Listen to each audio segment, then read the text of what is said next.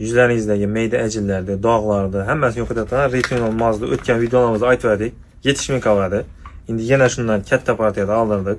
Bunun izini davam etdirdik.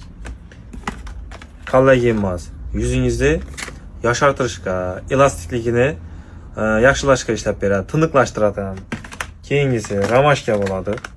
Bunların həməsi rasiski quruq yüzlər üçün işlətilədi.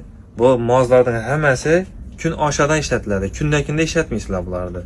Ondan keyingisi agreşni boladı.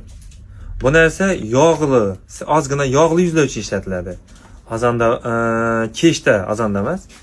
Keşdə yatış əldə gün aşağıdan işlətilib barladı. Keyin kolleksiyamızı taxladıq.